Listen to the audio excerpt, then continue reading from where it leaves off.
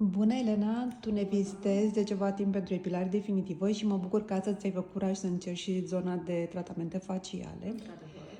Astăzi am lucrat cu Venus Legacy, care este foarte bun pentru lifting facial. Da. Tu ai oricum o fizionomie frumoasă, noi doar am ajutat un pic. Folosește radiofrecvență medicală, are 1 MHz, e foarte puternică, ceea ce înseamnă că ajută organismul nostru să producă colagen.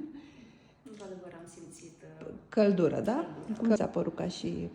A fost foarte interesant. Este prima dată când adopt această procedură. Prima parte este puțin mai încordată, că este căldura, după aceea vine partea relaxantă cu cremele pe care le aplică persoana ce se ocupă. Partea cu ciocolata, crema cu ciocolată și hidratanta a fost cea mai frumoasă. Mă bucur. Arăți minunat oricum. Mulțumesc frumos! Mulțumim!